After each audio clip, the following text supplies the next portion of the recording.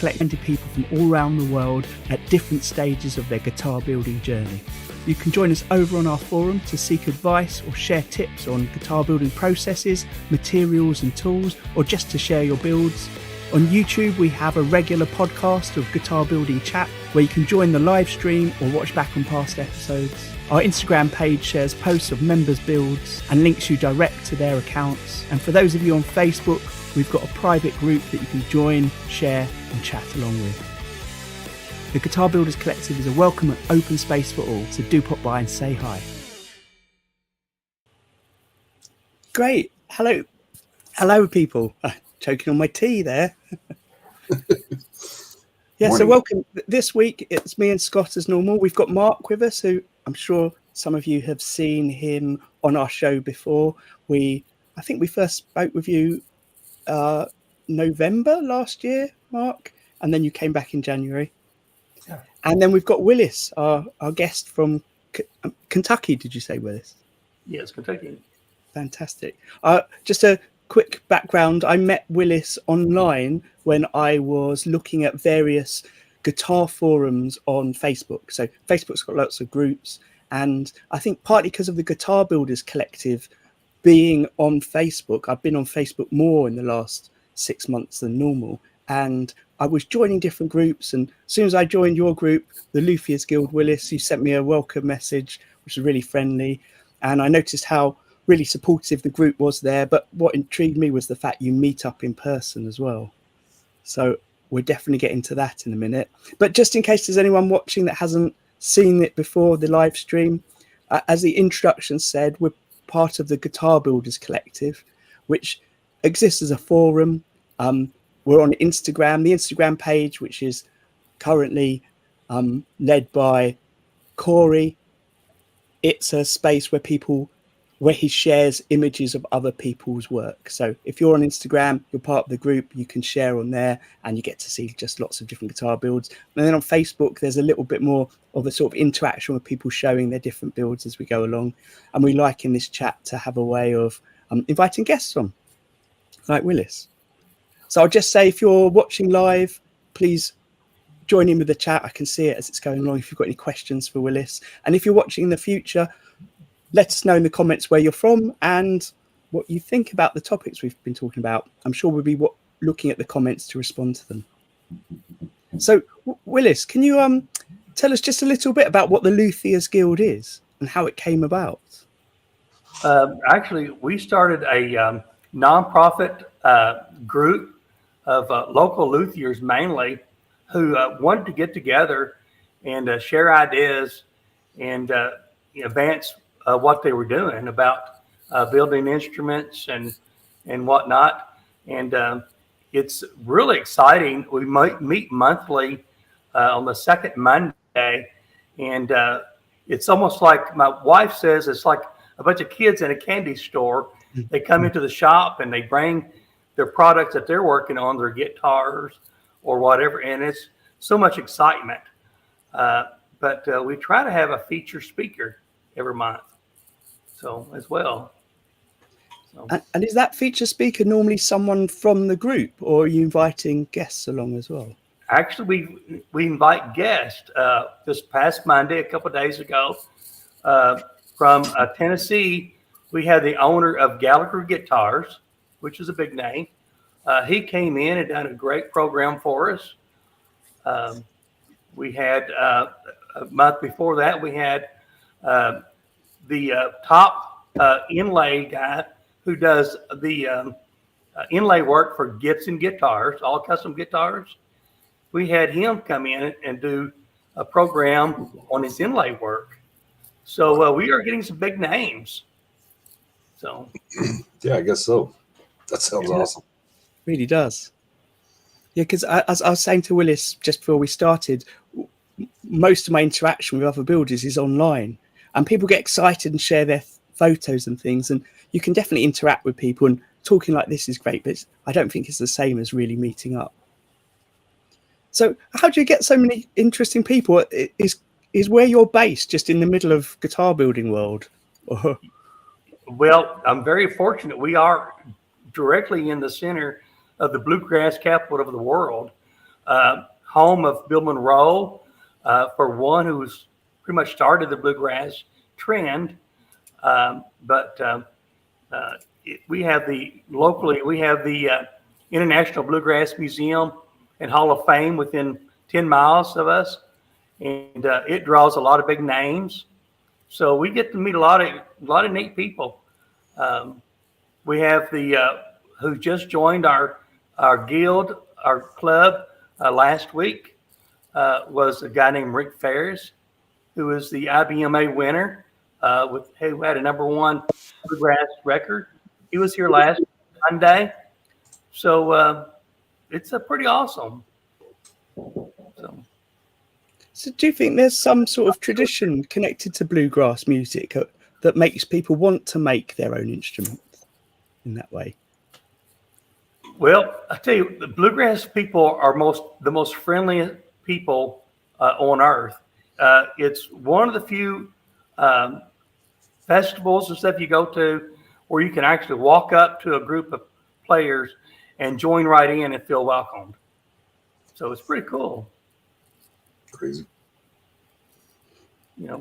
Having the acoustic guitars and violins and things, we call them fiddles here, give you flexibility of moving around from group to group from a festival versus you electric guys, I guess.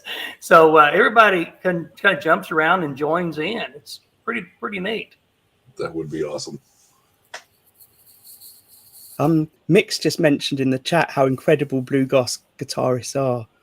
I know I saw a clip of someone just yesterday, in fact, demoing a few little licks, bluegrass licks in different keys. And it was just the speed of his playing was amazing, and all fingerstyle. And I'd find that a bit intimidating as a player. You told me off air as well that your background was in playing as well. Well, you've had a background in playing. I have tried to play for many years. I do play a little guitar, violin, bass, dobro, a little bit all the instruments, a little bit, just enough to know what they're supposed to sound like when I repair them. So, as a professional, no, I'm far from it. Far from it. And before we go back to finding out a bit more about the guild, then, how did you move into making instruments and making guitars? Actually, for the past 40 years, I've been a professional photographer and graphic artist, and dabbled a little bit in building dulcimers and ukuleles and things like that. And then when I retired a few years ago, I decided I needed another hobby, keep me out of jail and the bars, I guess. So anyway, I built me a big shop, and I hang out every day here. So it's a hobby. Mm-hmm. Looks like quite a shop. Thank you. This is my small shop. I have another shop that's about 2,000 square foot shop that has a big CNC and all the lathes and all the tools that you can possibly have. So I have a small CNC in this shop to do inlay work and stuff. But so this is the clean one. The other one's a dirty shop. How that works. So dulcimers, I imagine moving to acoustic guitars and violins must feel quite simple in relation to building a dulcimer. You know they are. They're very simple and they're very boring to make. So I've got one in the works right now from the #1 dulcimer player in our region. He custom ordered one from me, and I've been putting it off because I hate building them now. So I'm sure you guys felt the same way on some projects. Yeah. So I can't get inspired to get back on it. So. I got one of those I'm dealing with at the moment. It doesn't happen very often because most of what I do is just what I want to do. And even, most of the commissions I've done, I get very little input from them. So I kind of have free reign. But I've got one at the moment that I need to finish, and it's just, I want to do anything else. It's a horrible feeling. those commission jobs are the worst. They can be. They are. Yeah. That seems to be a regular I'm sorry. Oh, sorry, Willis, after you. I feel like I get stuck doing repair work more than I get building is what I love to do, but I take in too much repair work. You know how that is. I'm sure you guys do a lot of repair work too. So takes the fun. I tried last year doing more repair work, thinking it would bring in more regular money, but I really don't enjoy it at all, and it puts my making of my own instruments on hold, because when someone comes to repair, it has to be done relatively soon normally, and I feel like I just kept losing momentum. So I've promised myself, apart from the couple that are left in my workshop now, left over from last year, I'm not going to do any repairs for anyone this year. Just I'm really digging repair work. I'm really liking it. I think it's a great break in between builds. Like after I get off a build, I'm just exhausted, and I need something to kind of break up those builds. And I don't do repair work for clients. I do repair work for my education. Right. And so I've been, fixing broken necks, holes in acoustic bodies. And I love those kind of engineering challenges when it comes to how am I going to fix this big gaping hole in the back of this acoustic. I love that stuff. So I'm really digging it these days. We actually talked a lot about this last week. Our guest last week does a lot of repair work, and I missed out on it. I didn't come from that background, and I just haven't had a lot of exposure or been in the situation where, it came to me all that often.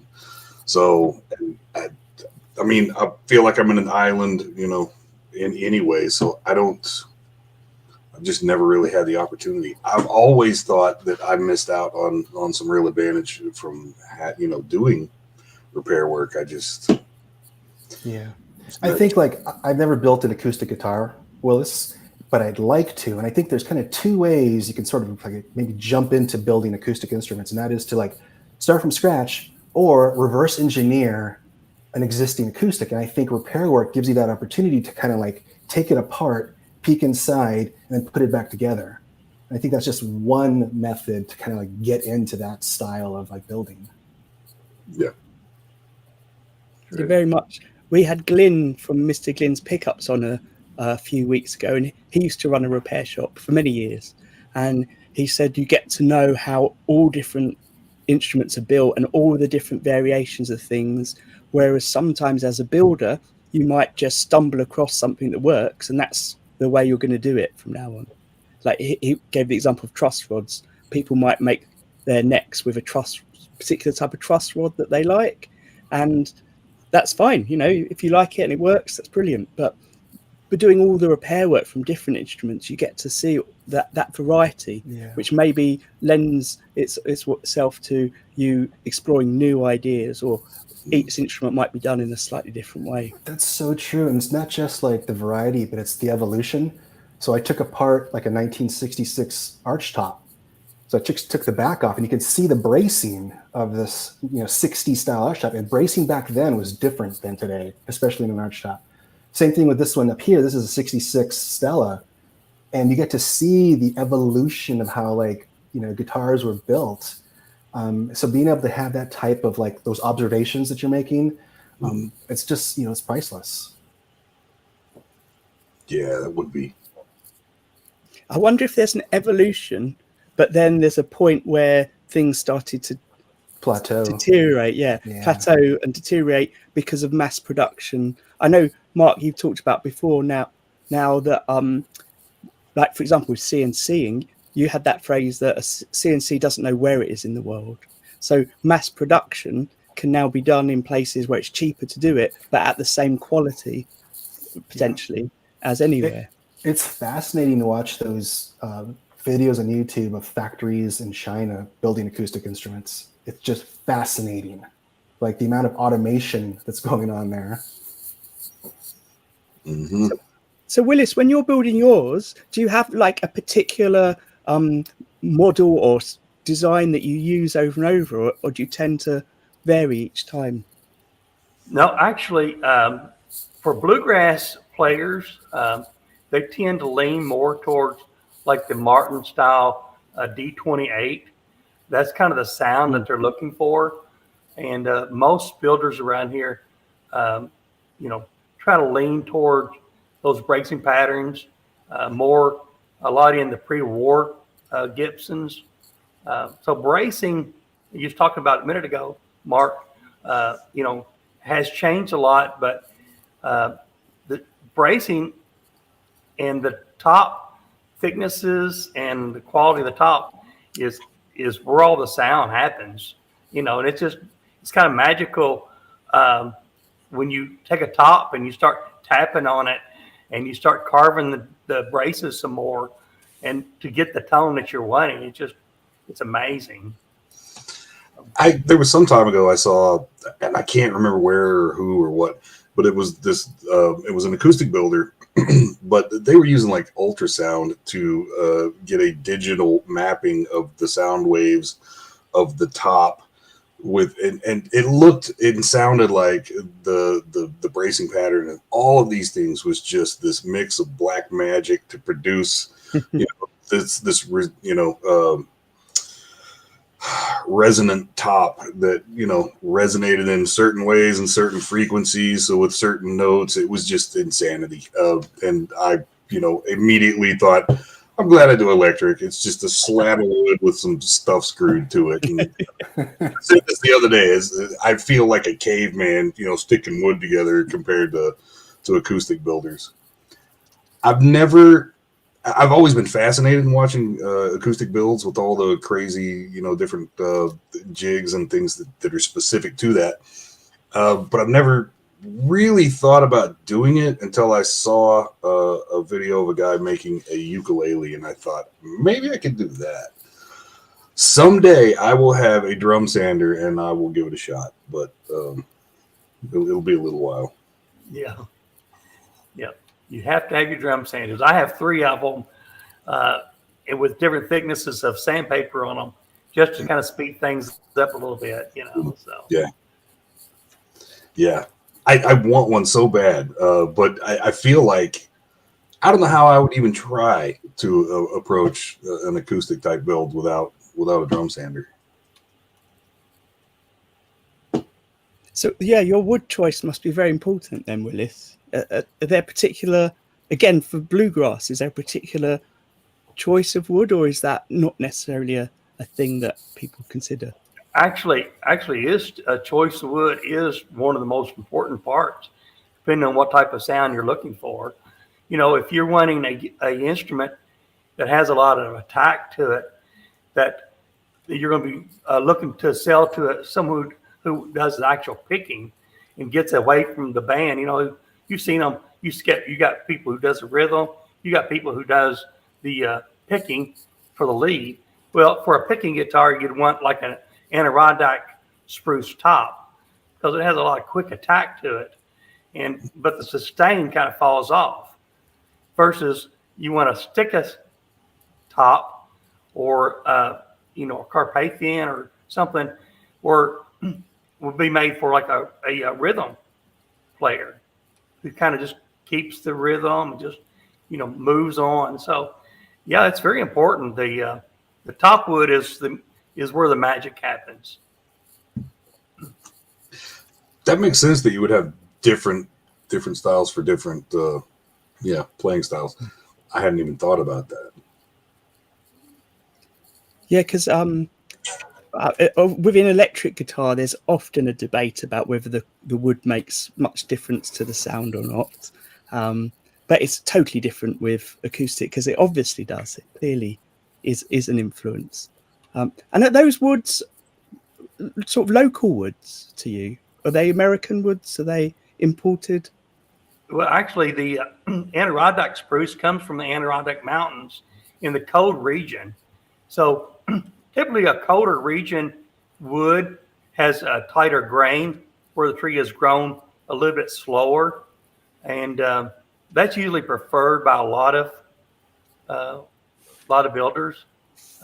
And the spruce has to be what they call a quarter saw too, which the grain, if you looked on the grain, it would go straight up and down. And that projects the sound. Yeah, I hadn't thought about that. That makes sense. And out of interest, because you said you also make fiddles or violins, are the wood choices totally different for those sort of instruments? Well, typically on a fiddle or violin, as you call it, the traditional woods for the back and the sides is maple, and that's their traditional. And a lot of builders go to what they call a tiger maple or curly maple. Something has a figure to it, basically just for looks. Sound wise, they usually sound worse because they don't let the sound travel through those grains as much. And the tops are usually a spruce, mainly stick of spruce is the top. But on a violin, they're very particular on the thicknesses. So you really have to calibrate the thickness to get the right sound. So. See, I've assumed that was a part of the equation that, since I haven't gotten into a situation where I can actually try to build one, I haven't delved into the details, but I've assumed that thickness had a very important part to play. But again, I don't really know. Yeah. I have a question, Willis, if you don't mind. I heard a rumor from Bob Taylor, actually, Taylor Guitars, who says that the tone of the acoustic guitar will change over time. The tone will get better over time with the guitar. So a while back, about 15 years ago, I bought a Taylor, a really nice Grand Auditorium. And, it was fairly expensive and it sounded like garbage. So I put it in a case and I kind of threw it in the closet and then forgot about it for a couple of years. Brought it out a couple of years later and it actually sounded better as it aged. And I'm wondering if that's true or if that's just a trick of the ears. Like, what are your thoughts on the age of an acoustic instrument through time? Definitely the age is a big contributor to the sound. When we string up a new instrument, we have a little saying that says it doesn't know it's an instrument yet, or doesn't know it's a guitar yet. So it has to fit in. The wood will conform to what pressures the strings put on it and the glue, and it'll just the wood will actually relax and sound better over the time. And I think also the wood sales in the wood dry up and flake off over 100 years, 50, 75 years, and changes the tonal a lot. So, awesome. Yeah, something that you're right, Mark. The age is a very big thing. Some manufacturers now are producing wood. They call it torrefied, where they take the top wood. You may have heard it. You may know about it, and bake it pretty much to speed up the process of aging. So there's debate on that. So I saw somebody that was sure that playing one for a long time added or somehow relaxed it or I don't know, somehow magically made the guitar play better. So they had this contraption where they put a guitar in a box that had this little rotating pick that would just strum it constantly for. And you leave it in there for I forget, like 1,000. I don't remember. I don't remember how many cycles, but it was like weeks. This guitar would be in there just being strummed constantly in this box. It was fascinating. They make products called like the Tone Traveler, where you attach it to the guitar and it sends out vibrations. And I have one, and you could set it on there for each instrument, and it'll vibrate the instrument for hours and hours at a time. Some people have set them on speakers, set them next to the stereo, televisions. I don't know. Crazy. Honestly, my ears are not that great to really know the difference.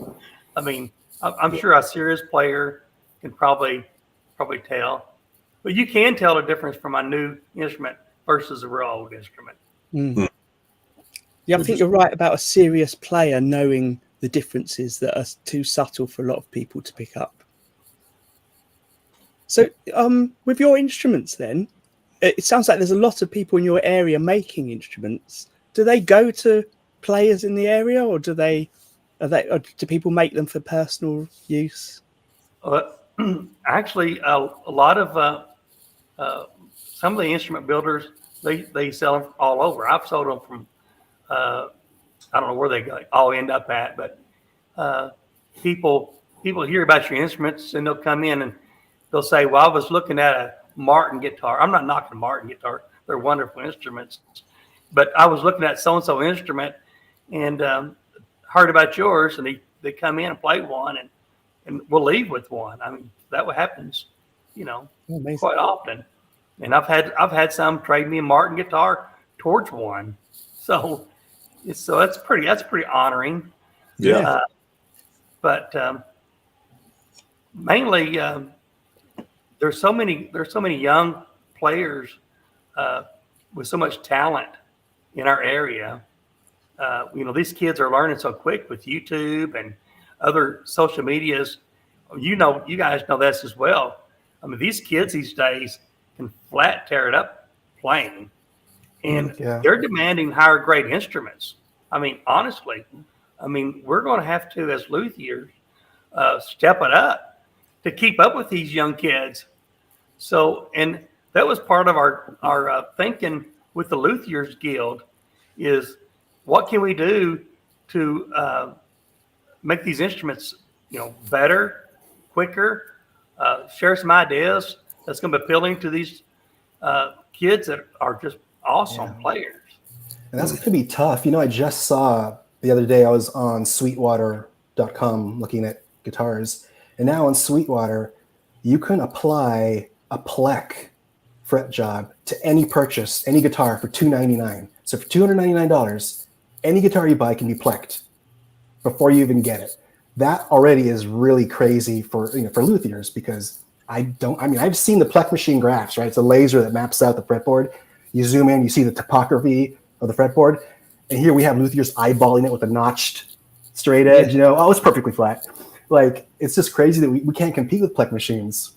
And to see that for $299, like, it's a no-brainer. I'm going to get my guitar plecked 100%, when I buy one. I would love to see, to play a guitar before and after the plecking process. I've never done that, but I have played a plecked guitar. Like, I bought my Les Paul that I bought brand new was plecked, and this is a Les Paul with a big fat boat neck, right? The fattest, thickest neck you can think of. It was the fastest guitar I've ever played. That pleck job, I was just flying on that thing. It was, so once again, never done like the A/B test, but pleck guitars are pretty rad. So have you seen these pleck machines before, Willis? I have not. It's like a massive, one as I've seen, it's like a big cabinet that the guitar hangs in. And then a series of devices, Mark, you're implying it's laser, is it? That measures every element of the fretboard to make sure that once it's finished its job, all the frets are perfectly level and crowned, and everything is as perfect theoretically as it could be. I wonder if that will mean that, this is going to sound ridiculous, what I'm about to say, but I wonder if with that handmade quality removed, whether there will be something lost in the variance of tone that you get in a I'm trying to justify a handmade one there. I don't know about that, but I do know this. Sometimes when I bought a 75 Strat, and I have to fight that guitar to play it. Like, there's a battle, and sometimes you want that. Sometimes you want to fight the guitar, right? Sometimes it can't be just like walking on clouds. So there's that element to it, but I don't know. Daniel. Yeah. Well, Nick mentioned that last week, because I have the same. Nick and myself both play bass, and I used to play with quite a high action when I played live, because I found that I could really feel myself having to put pressure in to play it. And I felt that gave it more energy to the sort of style of music I was playing at the time. So I liked it like that. Obviously, not everyone does. But it's interesting, the idea that your older guitars, you need to fight to play. I wonder if it was like that when it was first built. Bro, those 70s Strats are notorious for like not being very well made. I have a 73 SG, and I tried playing it years ago when I had a blues band, and it was cool because it was a 73 SG, but it was horrible to play. It was terrible. And years later, I dropped it off on a guy who ran a little Gibson shop, and he did a phenomenal job of cleaning it up and setting it up, and it was like a whole new guitar. Bill in the chat, Bulgarian Evolution, has just said something which I think is sort of what I was trying to say, that plecking, he said, is a sterile act and music is not sterile. Look at how all the new music is perfectly timed. It has zero feel to it. I remember the first time I went in with a band to record, and we had one engineer for just the first day who got us to play live and was happy with things going slight variations in time, and it had so much energy. But he was just filling in for the other engineer who came back the following day and had us all playing to the metronome. And then I've forgotten the word, where you press a button and it all hits the notes. What's that called? Quantizing? Quantizing, yes. Quantized all our music, and yeah, I thought a little bit more sterile to it. I don't know. So Willis, with the Luthiers Guild, you're saying a lot of the people are local and people you'd met on the music scene, I think you said, and helped bring it together. And you're talking about young players in the area. Are there any young builders as well? Well, good question. Actually, we have some builders that come from a couple hours away to our meetings. We've got a guy from another state. He's a mandolin builder. Is really, really awesome. Kleinman Mandolins. He comes to our meeting, and we have some other ones from another part of Indiana as well. But these young people we were referring to are who are really interested in music. I have 2 students right now who has been coming and building a guitar. And they are doing an awesome job. One of them 17 years old, and the other one was 14 years old. And they asked me if they could come and help build a guitar. And I said, well, sure. So they're building an awesome looking guitar. I mean, if you wait a second, I'll get it real fast and let you look what the progress they're making. Great. I've noticed some questions in the chat. I'll try and get to them all. Big Kahuna, you missed at the beginning that Willis said he's into bluegrass music, and bluegrass music's the music of the area, which is hence why there's so many acoustic builders. So if you like, here's the guitar these boys are making. If you can see, this is a spruce top, and it's a sapele back in the sides. And these boys are doing an awesome job. We haven't started putting the binding on. We're cutting the neck. But here's the fretboard that they're putting together. That's brilliant. It's brilliant you can offer that. So it's pretty awesome. These boys are really doing good. They're coming in on Saturdays. They'll be here this Saturday as well. And we'll start putting the binding on, cut the slot in for the neck, and start putting this thing together. So hope there's more young people coming. That's fantastic. See, a lot of us that are regulars in the Guitar Builders Collective and talk to each other on social media, like commenting on each other's posts, but not just commenting. The comments become more like conversations. A lot of us have been learning from people on YouTube. You know, we're an online community. We've learned from other online things. It's great to hear that one of the things that intrigued me about your guild was that it meets up in real life, and now you've got teaching people in real life as well. I think that's fantastic. I just want to step back because Bill in the comments had a question back to something we were saying earlier when you're talking about the braces on the underside of the top and how you were tapping it and you could hear the sound changing. He's asked, what if you planned a variation in thickness across the top? Does that have the same effect as braces? Putting the braces actually, he's correct.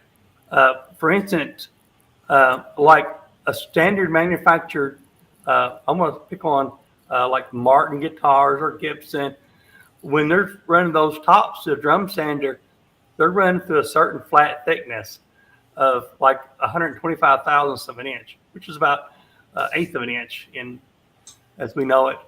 And but when they elevate themselves up to what they call into their custom shops with their higher price instruments, and for custom builders like us, we take those tops down to like maybe 108 thousandths or 110 thousandths, depending on what the top tells us it might want when we tap it, the sound that we're kind of accustomed to. So it kind of goes with a little experience. But the limitations are you have to watch the thicknesses and your brace thicknesses versus what the strength is going to do. So, I mean, you've got to kind of have a feel for, well, this sucker going to hold up when I put the tension on the strings. So, you don't want it to crack and collapse on you. So, there's been some instrument builders who like the fiddles. The fiddles have usually a thinner center and a thicker on the outside, and vice versa. But so there's some guitar builders who are doing that, who are making graduated tops. I haven't done that, but I can see it make a difference. So. That's really interesting. I like the idea that there is still that experimentation to try it out, see if it makes a difference. I know with electric guitars, what happens is somebody or people read about these ideas and then they approach builders and say, we want these things because we've heard that they work or they do this or do that. But most people haven't necessarily experienced that kind of thing. Like Ty from Shock the Fox has been a previous guest, and I think it was him or Scott was talking about the idea of compound radius on your fret, so that the radius changing as you go up, and that being a really popular thing for a short amount of time. But maybe people don't really know if it's what they want or not. I don't know where I'm going there, just rambling on. So there was another question for you, which is, considering that the acoustic instruments, the sounds are sort of driven from the body, have you seen the Acoustasonic instruments? The Fender make these kind of electric acoustic guitars that are not like an acoustic guitar with an electric preamp pickup put in it, but they're much thinner. So the bodies are quite small. Mark, do you know much? Have you got one? Do I remember you saying one? I don't, but I think I've watched pretty much everything there is to watch on YouTube about the Acoustasonics, and I don't know what the consensus is, but I think you can just like listen to it yourself and kind of trust your ears. And it's not an acoustic whatsoever. We're talking about basically like a thin line Telecaster, right? So it's got a very thick, probably 1/4 inch round around the perimeter, and then it's got an inlaid top, right? So that's probably also really thick, maybe 1/4 inch. And it's got some kind of sound hole that's just a faux sound hole. Really, the thing about the Acoustasonics is the electronics, which are, I think, the Fishman electronics, and that's really what's driving this instrument. So I believe this is marketed towards people who want the kind of feel of an acoustic, but they don't really care how it sounds because it's going to be electrified anyway. I don't think anybody's playing these things just like without an amp because they sound pretty terrible. Right. But by no means are they like trying to compete with the acoustic market. They're not acoustics. So Big Kahuna mentioned that, and he also mentioned this idea of unplugged versus plugged in sound, your acoustic sound versus your plugged in sound. And I know for 13 years I lived in a top 4th floor flat, which was an old Victorian building. So I couldn't really play with my guitar plugged in because it was just too loud. So I used to play. I bought a bass that was semi-hollow. It sounded a bit louder, there was a bit more vibration in the body. And I think for all that time, I really didn't own an amp. I only played acoustically, sometimes with a little headphone amp. So even on my electric guitars, I kind of quite liked the acoustic sound of it all. So do you ever put electronics in your instruments for the bluegrass kind of performing? If we put any electronics at all in, it's only the pedzo pickup, and that's not very well common for bluegrass players. A lot of bluegrass players in their bands will use a single mic pickup, and they'll just kind of get in a huddle and with the acoustic bass, and then they'll step up to the mic each time a banjo has a break or fiddle has a break or whatever, and step back. That's a very common way of the bluegrass sound, I guess you might say. Have they ever had people with cigar box guitars? Well, no, that's not for bluegrass. Really? Oh, concerning just regarding bluegrass in general, so the guitars you make for bluegrass, are these bluegrass guitarists all in standard tuning? They are. Okay. Yeah, they are. Sometimes somebody will play, a D chord or something like that, but mainly it's pretty much standard, because the other instruments are standard. Kind of wondered about that because I know banjo is kind of an open tuning type of thing. So, if they're incorporated in, I didn't know if you would, your guitar would be in standard tuning or, something matching that. I have no idea. Yeah, the guitars are standard. Of course, banjos are open G, mainly. Interesting. Now, cigar box guitar is always, I guess Delta blues type of sound, I suppose. So as a non-American, put me in the geography here. Delta blues, where is that in relation to Kentucky? When you talk about Delta blues, about an area that sounds like an area that the blues comes from. That would be the South. I don't know. Would that be like Alabama or Mississippi? I don't know. Down south. Along down south somewhere. Yeah. That would have been good, but. And Kentucky is pretty high. Yeah. Right. Yeah. That's a little below me. And so, regarding you said, Kentucky, you're near the bluegrass capital of the world. Is that a specific city specifically? No, actually, the city is what they call Owensboro, Kentucky. That's the actual city, but we have the Bluegrass Museum Hall of Fame is located there. So here in Austin, we claim to be the live music capital of the world. So we have a lot of musicians here. I call them lazy musicians. I mean, I think if you're a real musician, you'd be in Nashville. Right. Yeah, that's where all the action is, it seems like, especially for country music.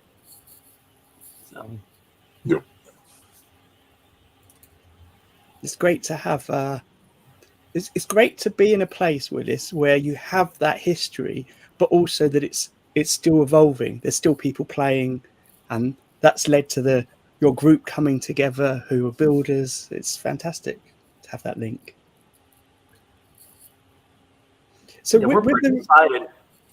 With the rest of the guild then, when you have these meetups, you're saying some people travel, some people are local. Is it quite a big group that meet up?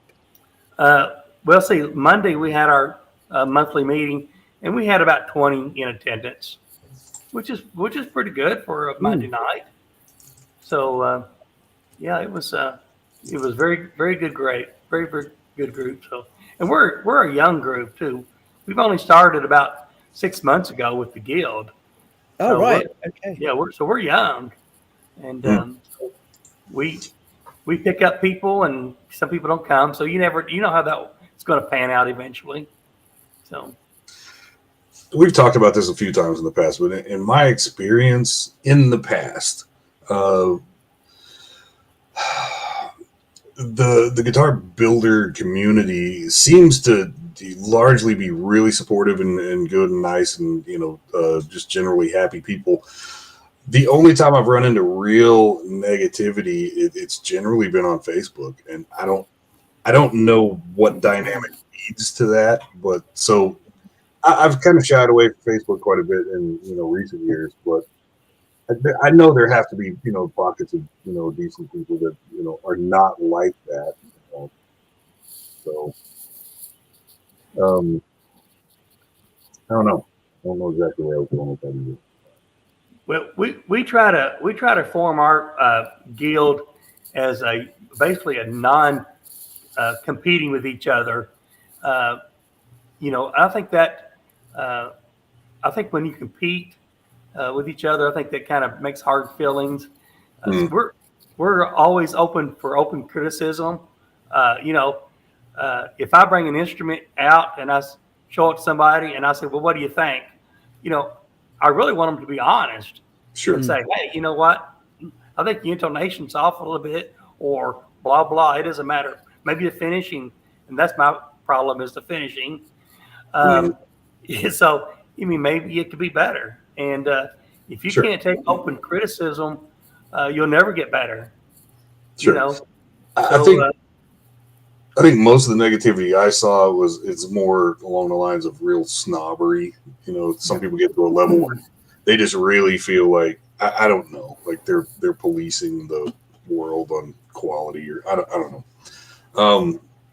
I think you're onto something with that, Scott. And it could be something I've touched on before, which is like with the electric guitar scene, right? The building scene, is that we are steeped in tradition, right? Like there's so much tradition. There's so much, there's so many things that people hold on to, guitarists, right? So electric guitarists, they hold on to these ideas and they're really not embracing new ideas. And you get that kind of snobbery, right? This is the way it should be instead of the way you're doing it.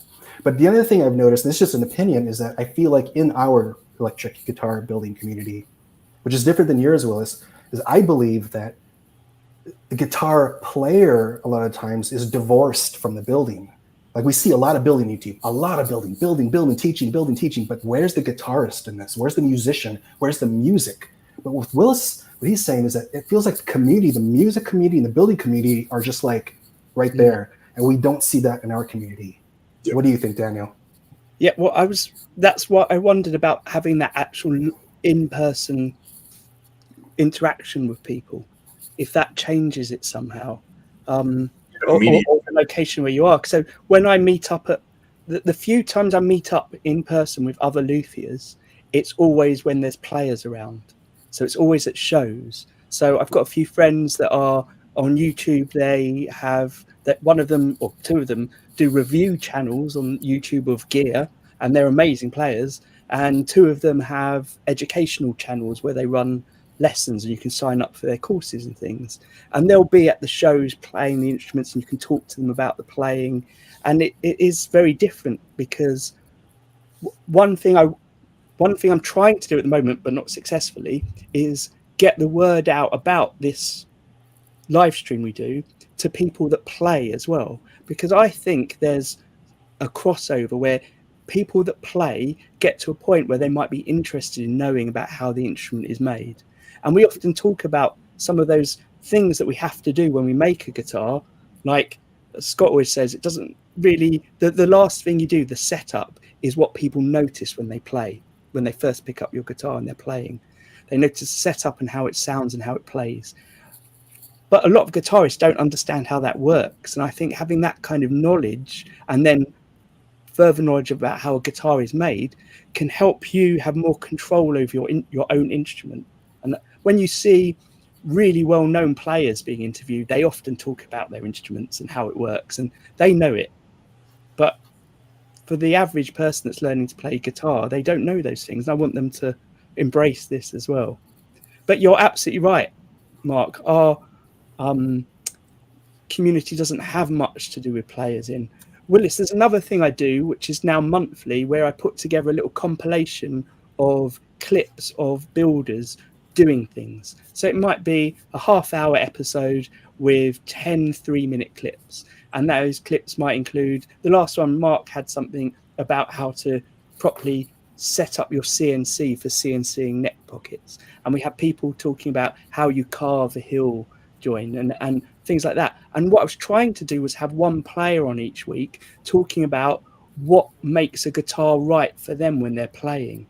So obviously, lots of players might have multiple instruments for different things they're doing, but it's great to hear that some players need certain things in their instruments. And I want that to feed back to us when we're building, to know that actually the volume placement is so integral to this type of playing, or the weight of the guitar really makes the difference. I've really wondered about control placement, because we talk about that a lot. I know there have to be people that have some really strong preferences, and I don't have a clue. The way I played, which, was not, I'm not that much of a player anyway. So, it really didn't matter to me. You roll tone to max and volume to max, and that's it, so, but there are some details like that I think there probably are some really specific preferences, and I don't know, there may be an average of preferences that lead to, some relatively decent guidelines on some of those things that I have zero experience. I think it's a lot to do with the player. We've talked before about the volume on a Strat being in a place where some people it gets in the way, but for some people it's in the right place to do volume swells. And I remember seeing someone, was it Ty was telling us about someone demoing one of his guitars where they were doing swells on the tone control. And that's different, that's, if your tone's not in the right place, you can't do that. So I feel like either the placement allows for experimentation and new things, or people want it there so they can experiment. And then some people want it out of the way. Yeah. Well, I know personally, there have been a lot of times when I get to, control placement and it's almost like an afterthought. And I'm aware of the fact. I'm thinking I should have, some reasoning on and some kind of plan for how this happens. And I don't.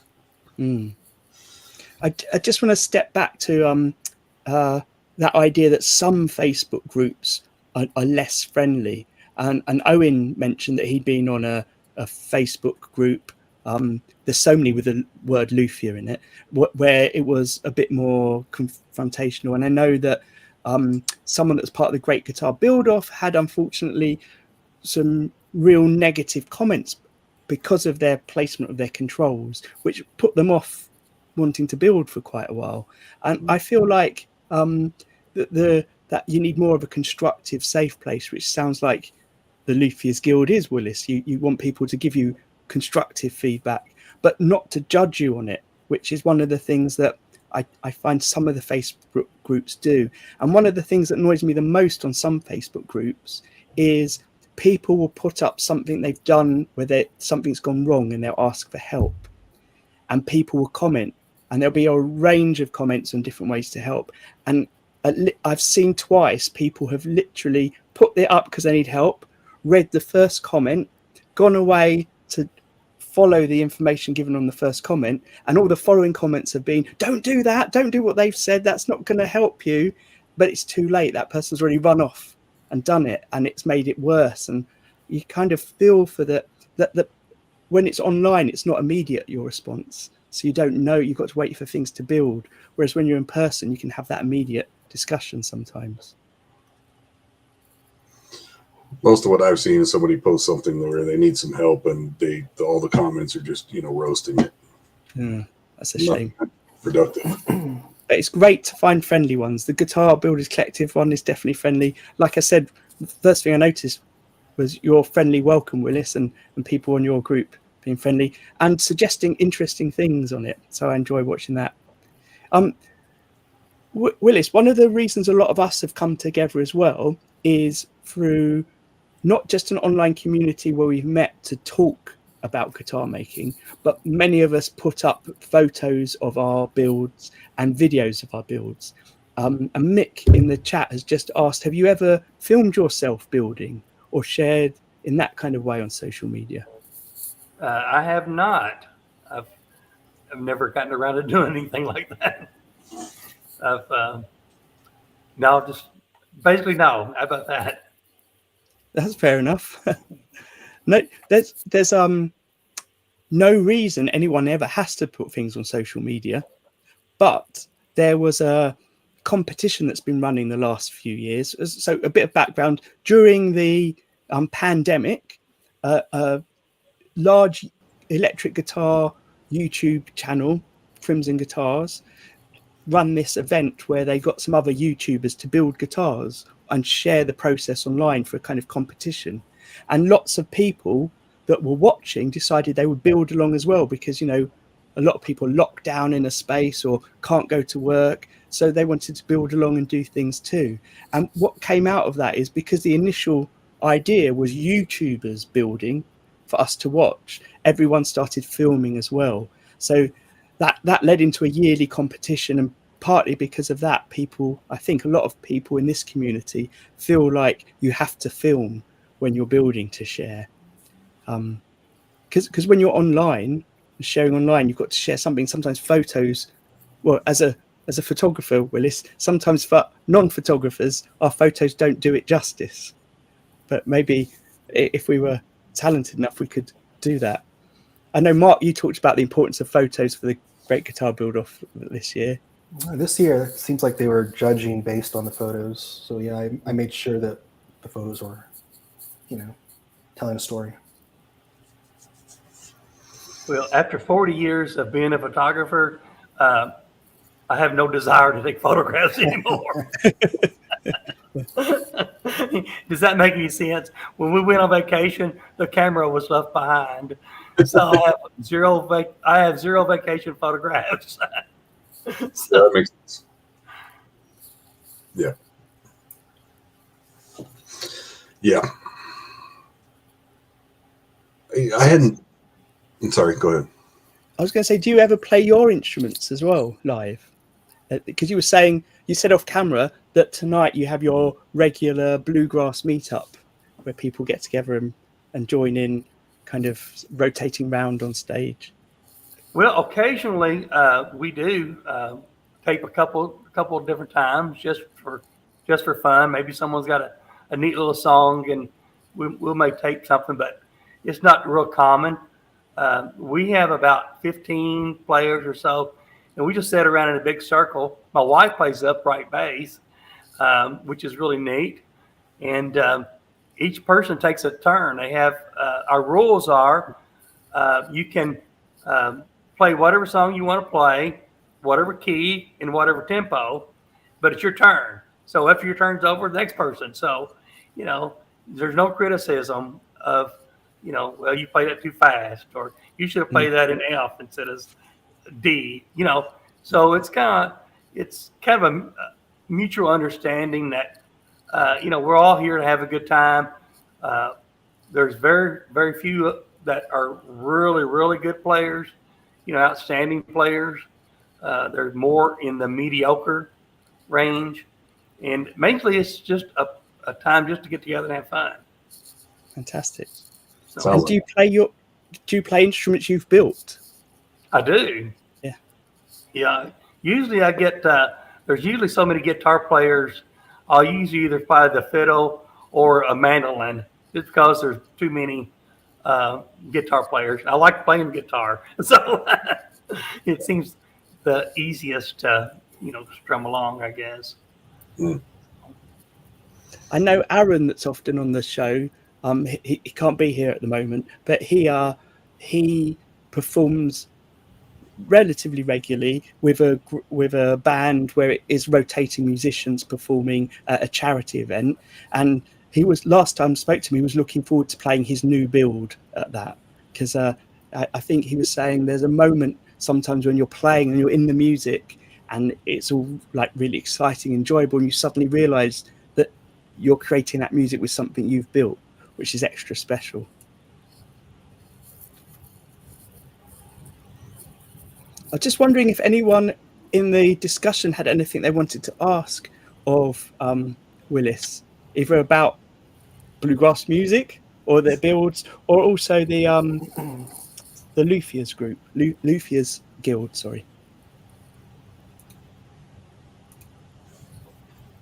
I have a question for Willis. I've recently been playing parlor guitars, which are these kind of like shorter scale acoustics, about 24-inch scale length. I think the heel joint is at the 12th fret. So smaller bodies, really tiny bodies. And I kind of tune them to like a baritone tuning, but I feel like they're so much more fun to play than a big body acoustic, because I can play them on the couch. I can play them, in the backyard. I can pick them up. They're light. I've been having a lot of fun with them. I'm just wondering, do you build any kind of parlor small-sized acoustics? I build what's called an OEM size, which is a little bit smaller. In fact, I enjoy playing a smaller guitar. They're really comfortable in your arm, just like what you're talking about, Mark. And typically they're easier to play, even if they're joined.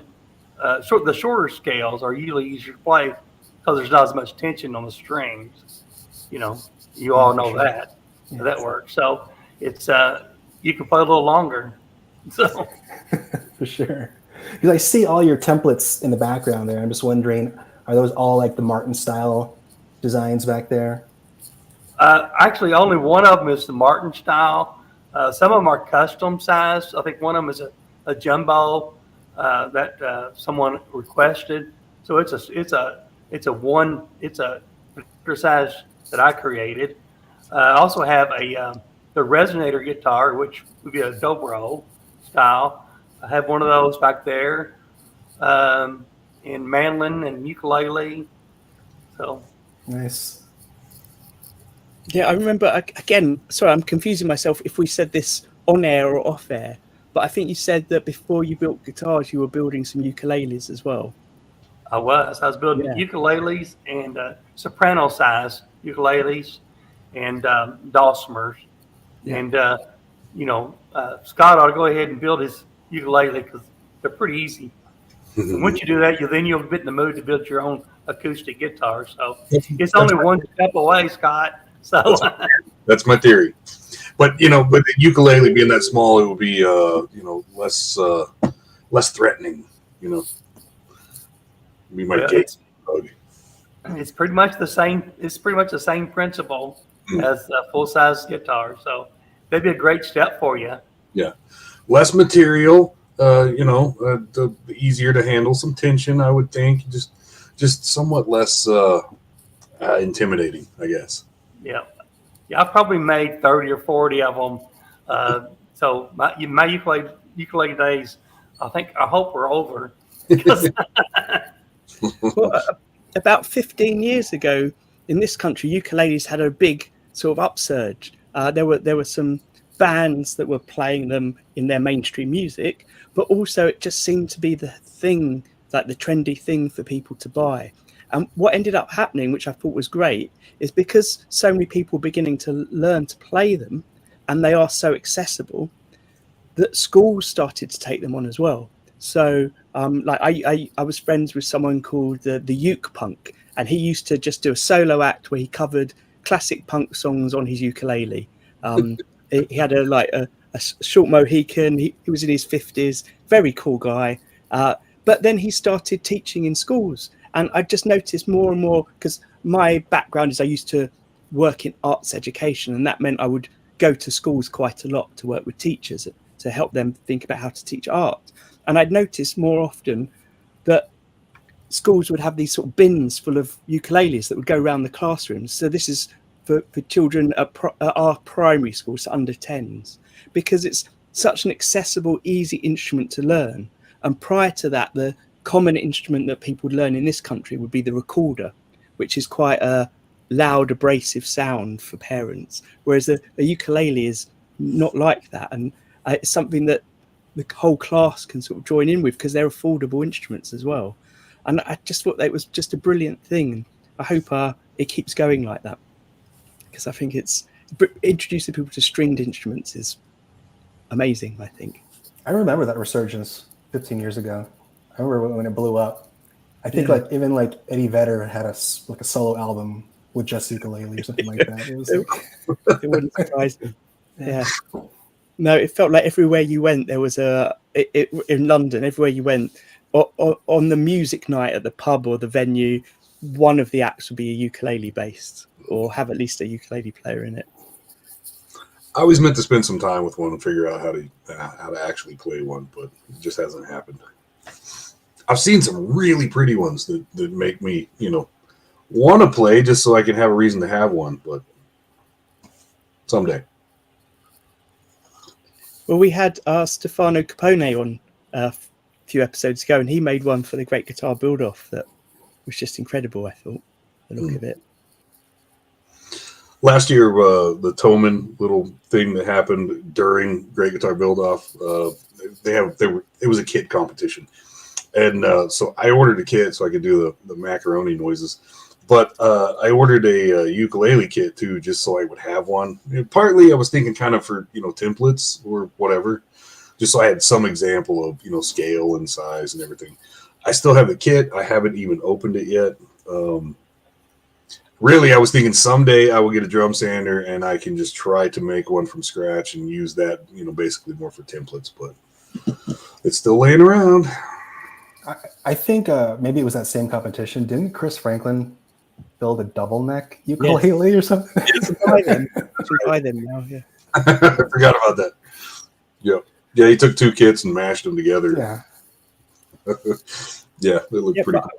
I've still, the only guitar I've really got in my house is a baritone ukulele, which I sometimes pick up to play. It's just like you said, Mark, it's a pleasure to have something that is so mobile and so easy to play just sitting down. And yeah, I love it. The only hard thing about a ukulele, for my personal experiences, is recording it, because it doesn't really sit in a mix. Like, it's really hard to fit that ukulele in without it being overwhelmed by any other instrumentation.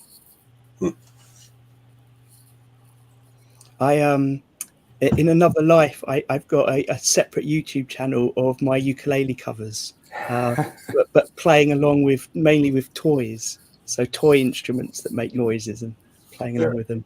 It's very, I've lost unfortunately I've lost the password to it and I can't re-access it. But some of those videos there have had way more video views than my current YouTube channel, which is a shame. Wow. So Willis, as a bluegrass novice, not even a novice, I don't know anything about it really.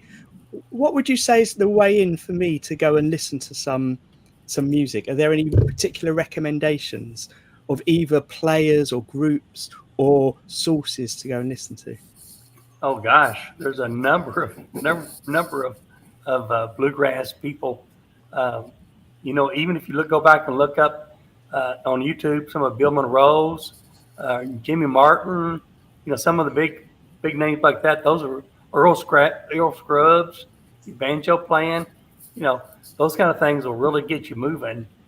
All right, that might be my background music for my workshop tomorrow. Then there you go. Yeah, but there's all kinds of bluegrass stations as well. Just look those up and start listening to them. Some are pretty good. So, well, that's an idea. Yeah, I never really think of listening to kind of radio stations of music like that. Because I do that with rock music. There's a couple of UK rock stations that I like to have on in the background sometimes. But yeah. I like to jump around on my music listening in the shop. I'll do bluegrass. I'll do everything but rap.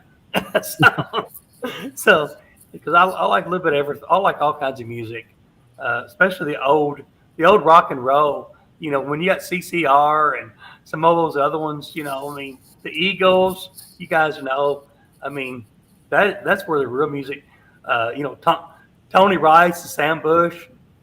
Yeah. Those guys are just awesome.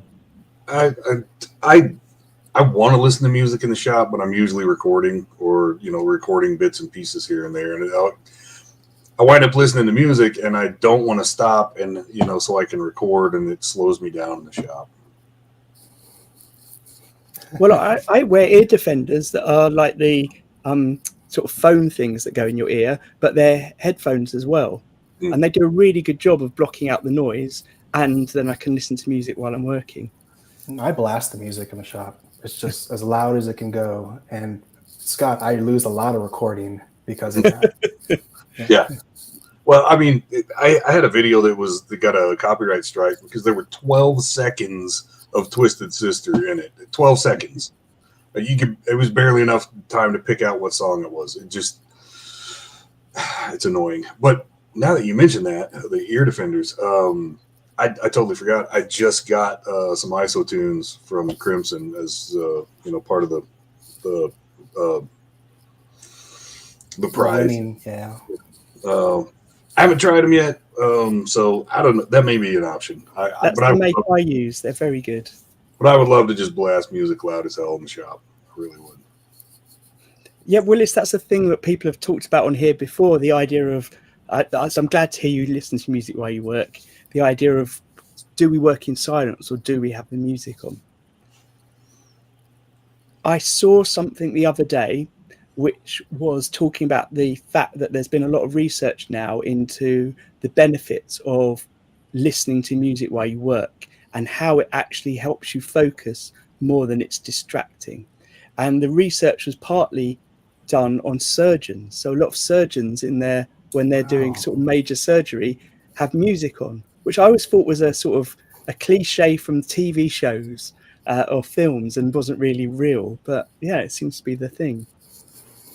Yeah, it's too bad about the copyright strikes because I really wish that people could hear what I'm hearing while I'm building, which is a shame. But I did set up a really nice omnidirectional pencil mic above my bench because I wanted to capture ambient sounds, and I thought maybe people like that. But I never get to use it because I'm always blasting music. I'm always working with music. Well, I've considered doing what one guy did in Great Guitar Build Off, where he made his own noises. That was hilarious. He was making saw noises. Oh. Yeah. Sorry. So I'm just distracted by checking that I'm not missing anything in the chat. Yeah, I know. Achy breaky heart and on repeat in the ER. Owen Kelly. I happen to notice some of my colleagues in my Luthiers Guild has logged on. Rocky Northern with Northern Guitars. He's a great friend of mine. And Joe Christian, he's also a luthier, a great friend of mine. I've noticed him made comments. It's welcome. Just a demonstration of what support we have in our Luthiers Guild. That's awesome that they've joined. Yeah, especially as I'm imagining it's, well, maybe not so early in the morning now, but it's still a earlier start for some. Mm-hmm. Honestly, I appreciate that there are some Facebook groups where people have had bad experiences or have seen bad comments. But when you find the right ones and the right online community, it can be brilliant. I really enjoy it. So we've got a question here from Brad. I may have missed it, but is the Luthiers Guild a US only or a global group? Well, actually, I guess we can be global. We haven't had anyone except you who join us on our Facebook page. We just now started having a annual dues of like $30 a year that kind of helps support us putting on programs and bringing speakers in, and also some advertising brochures and things like that, promotional items. So we just started doing that. The speakers that we've came in was the expenses was either donated by the speakers or donated by some of the individuals in our Luthiers group who help fund getting motel rooms, pay some travel expenses for these speakers. So those are by private donations from the Luthiers Guild. But like I say, we're trying to raise a little bit of capital since we're a 501c, which is a nonprofit. We may go after some, other donors in the community to, and our guild is actually open to anyone who's interested in the string instruments or building or anything like that, they're all welcome to come and participate. So we're really a community involved group. I wish I was closer. It sounds awesome. Yeah, I'm jealous. Yeah, and you may have missed at the beginning, Brad, that what I said was I was just going through Facebook trying to find some guitar building and luthier groups, and came across this one, not realizing that it was your Facebook group for potentially a local community. And then you were very friendly, but also then I noticed that you had these actual in-life meetups, and I found that intriguing because it's so different to what we do. But it's great to have that in-life, real-life element, but also online some of us can experience what you're doing and see some of it. And you know, you have guests on, and that's a link that I can look at and explore. So it's still a wealth of information, even if I'm not there. Well, By the way, I want to put a link in the video description to the guild, so you can. Oh, great. The video programs, or the programs have been videotaped. Like the other night when Gallagher, which is a great guitar builder company in Tennessee, you may have heard of them. The owner gave a great presentation the other night, and it was videotaped. And we will be putting that on our website, the luthiersguild.org, eventually when we get the website up and going. So anyway, we're new to this group. It's a brand new group, and we're all still kind of learning how this thing's going to play out. But it's there's so much enthusiasm among the members in the community that it's kind of overwhelming. It's just really taken off. I didn't ask earlier. Is it you that mainly manages it all? I guess I am the manager. We do have a vice president, a treasurer, and a secretary. A full board. We filed our bylaws and all, just like any other organization. And maybe at some point we'll do day classes, weekend classes, or maybe a whole week class on building a whole guitar. Maybe we'll have a few people come in for the week and build a guitar from scratch to finish and walk away with a brand new guitar. That's the kind of things we're talking about doing. So it'd be awesome.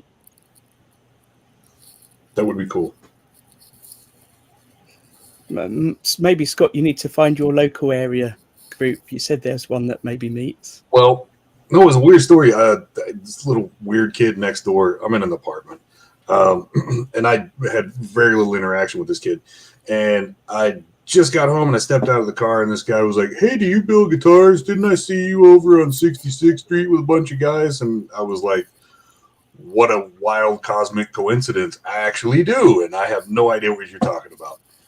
So I've heard rumor that there's a group of guys that are doing something, but I don't know anything about it.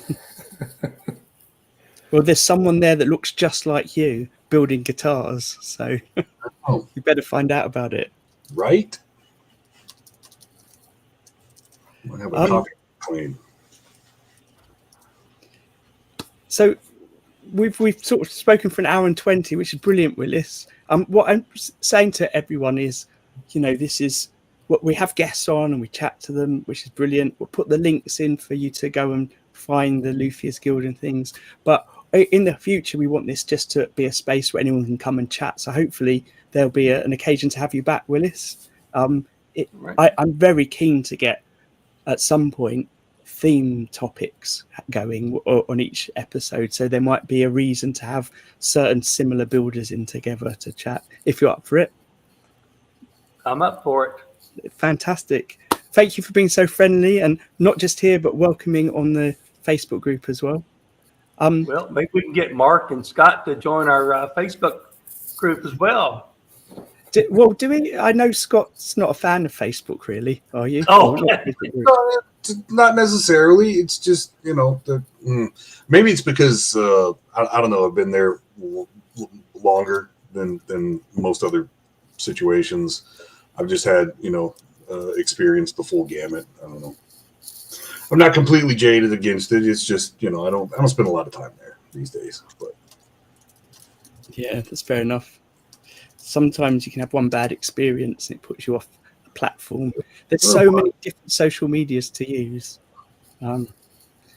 Speaking of which, look at this segue. If any of you are watching and enjoying this, can you please share it on your social medias?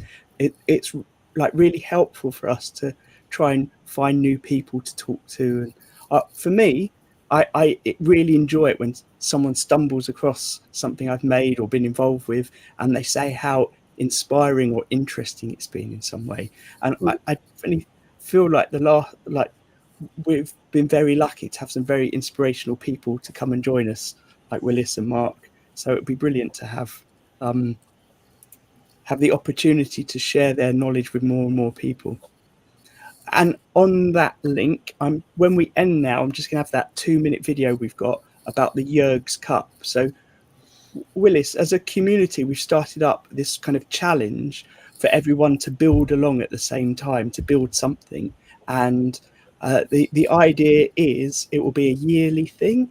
And unfortunately, one of our members passed away last year. So it's named after him, the Jurgs Cup, named after Jürgen Zoller from Zoller Guitars. And it's running until April, but the idea is you can build something, share it on social media, and people will be able to interact with you and comment on it and support you through it. There's not really a prize this year per se. It's not exactly a competition, but it maybe for some people that are watching, you've already got a build that you're doing. You can start using our hashtag Jurgs Cup, which is how we share the competition. And that would just inspire more people or give more people an opportunity to come and see your work and interact with you. It's really covered in that 2-minute video, but trying to get the word out about that. There's only a few months left really before we start again, but we've got some ideas of how to promote it a bit more. So thank you everyone that's been in the live chat. Thank you everyone that may be watching in the future. If you are, leave a comment, let us know how you found out about today. Thanks, Mark and Scott. And of course, thank you, Willis. It's been brilliant. Yeah, it's been good. Great. I'm going to put the end bit up now, but Willis, if you hold on a moment, we can chat to you when that finishes. That'd be excellent. Thanks. Are you looking for an excuse to build a guitar? Or do you just want to be part of the community and see other people's builds? Why not take part in the Jurgs Cup? It's a community build-along where anyone can take part by simply sharing your builds either as photos or videos on social media and using the hashtag Jurgs Cup. The build-along is named after Jürgen Zoller of Zoller Guitars, a valued member of the Guitar Builders Collective who regularly commented on other people's builds, giving them encouragement and ideas and helping to start conversations. The whole point of this build-along is not a competition, but to grow the community, to make online friends, to share ideas and inspire others. By following the hashtag Jurgs Cup, you can see other builds and engage in conversations in the comment section. You can add your content and get feedback from others. This year's competition ends on the 23rd of April, with next year's one starting the day after. At the end of April, we at the Guitar Builders Collective will be asking you to send us some photos of your guitar, even if it's not finished. And then over on our Instagram page, we will be sharing the submissions from everybody, giving everybody a chance to see your work, to go follow your social media pages, and to engage in conversation with you, as we hope you will with them. Perhaps you've already started a build and you want to share what you've done with others. Well, just start using that hashtag now. Jürgen was a friendly and supportive guy, and to help commemorate him, this competition will be friendly and supportive too. If you want to, you can buy a Zoller Guitars t-shirt, the proceeds of which go to leukemia charities, or even make a small donation yourself. Wearing the t-shirts will help spread the word of the competition too. But you can do that by sharing this post and others on your social media, in your forums, and with anyone you know that might be interested. Everyone is welcome, and if you're stuck for inspiration, this year we have an optional theme, use what you've got. You can find out more via the Guitar Builders Collective forum, the Instagram page, or our Facebook group.